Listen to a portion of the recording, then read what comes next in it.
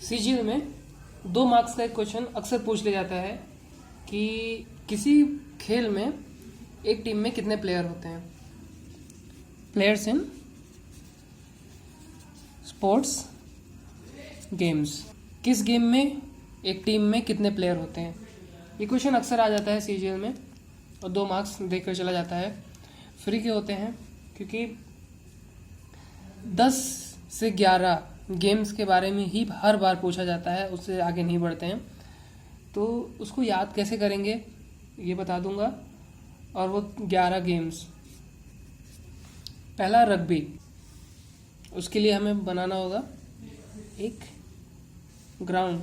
ये मैं ग्राउंड इसलिए बना रहा हूँ ताकि प्लेयर्स के नाम तो मैं प्लेयर्स में बता दूंगा कितने होंगे, पर वो क्या है कभी याद नहीं रहेंगे। आप आज नहीं तो कल भूल ही जाओगे, तो इसीलिए मैंने सोचा ग्राउंड ही बना के दिखा देते हैं। तो रग्बी प्लेयर्स याद रखने का सिंपल सा तरीका है।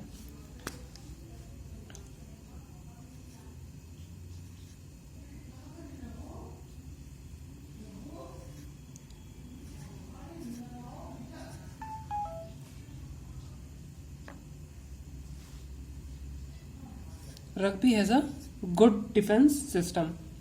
ये उनका डिफेंस है और बॉल को पास करके लेके भागने के लिए करीब 5 प्लेयर्स हैं और एक प्लेयर अलग खड़ा होता है और एक बिल्कुल पास में। तो कुल मिला के कितने प्लेयर हो गए? 15 प्लेयर्स। और सबसे ज़्यादा प्लेयर्स लगभग रग्बी में ही होते हैं। तो यहाँ कितने प्लेयर्स हैं? 15 प्लेयर्स हैं पूरे। और अब देखते हैं कि बेसबॉल में कितने प्लेयर होते हैं। बेसबॉल का गेम कुछ इस तरह से होता है। ये लाइन इसके पैरेलल होती है और ये लाइन इसके पैरेलल होती है। देखिए, इसको याद रखना बहुत सिंपल है। एक होता है बॉलर यहाँ, दूसरा होता है कीपर, वो यहाँ होता है। यहाँ पर एक थ्रो मारने के लिए होता है तीसरा, और चौथा एक यहाँ थ्रो मारने के लिए होता है, और 5वां यहाँ होता है, छठा यहाँ होता है। 3 प्लेयर पीछे लगते हैं, 7, 8 और 9। यानी आप एक ग्राउंड को देखकर उनके कितने प्लेयर्स होते हैं उनके स्पोर्ट्स में, ये आप बता सकते हैं। तो ये हमारा बेसबॉल। तीसरा गेम है वाटर पोलो। पर मैं वाटर पोलो बताने से पहले आपको बता देता हूँ वॉलीबॉल के बारे में। तो वाटर पोलो याद रखना आसान हो जाएगा। तो हम लोग जल्दी से बात कर लेते हैं वॉलीबॉल की। तो वॉलीबॉल में क्या होता है, ये रहा उनका हाफ, ठीक है। ये है उनका हाफ कोर्ट।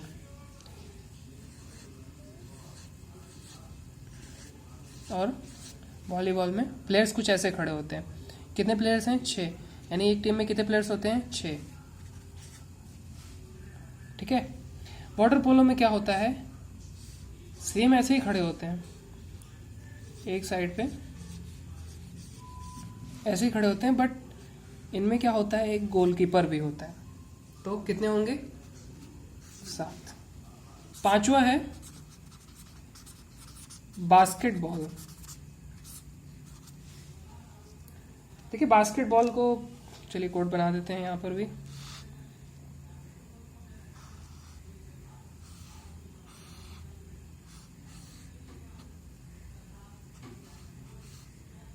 ये रे बास्केट, और ऐसे ही करके कुछ इस तरह से कोड होता है उनका। देखिए इसमें प्लेयर कैसे खड़े होते हैं, एक इस कॉर्नर में होता है, एक यहाँ होता है, और एक यहाँ होता है, एक यहाँ खड़ा होता है, और एक बास्केट के पास। तो कितने प्लेयर हो गए? 5। अब आता है फुटबॉल।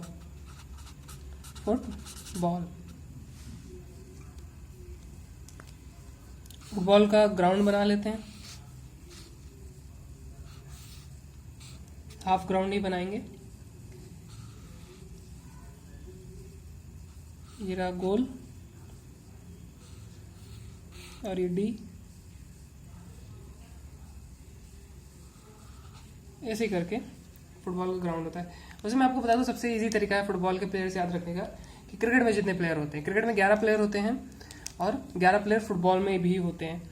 पर जो लोग क्रिकेट के बारे में नहीं जानते उनके लिए है कि एक गोलकीपर होता है और 2 प्लेयर यहाँ फुटबॉल के खड़े होते हैं और 4 ऐसे,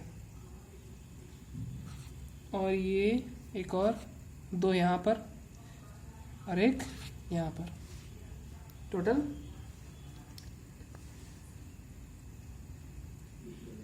1 ऐसे करके 1 2 3 4, एक और यहाँ होता है। तो ऐसे करके 1 2 3 4 ऐसे करके एक शील्ड की तरह से 8 लोग तो ऐसे ही खड़े होते हैं। 7वां गेम है हॉकी। हॉकी का भी याद रखने का सबसे अच्छा तरीका है, ऑन ग्राउंड कितने प्लेयर होते हैं? 11। क्रिकेट से याद रख सकते हैं, फुटबॉल से याद रख सकते हैं। तो इसके लिए अब फिर से बनाना फिगर वो बेवकूफ़ी होगी। आप सब इंटरलिंक करके याद रखिए कि क्रिकेट, हॉकी और फुटबॉल में 11 प्लेयर होते हैं, ठीक है? बाकी बनाना बेकार है। और उसके बाद 8वां है कबड्डी। देखिए सारे गेम इम्पोर्टेंट्स हैं, इम्पोर्टेंट बिल्कुल। कबड्डी में देखिए क्या होता है,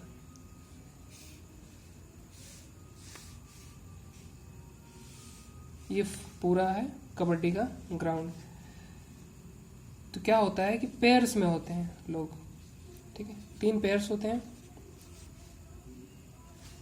और एक जो होता है वो कबड्डी का राउंड पूरा करने के लिए उधर जाता है। बाकी पेयर्स में 3 लोग वेट कर रहे होते हैं। तो कितने प्लेयर हुए? 7।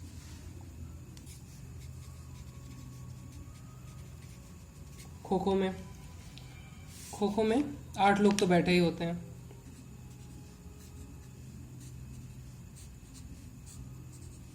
ठीक है?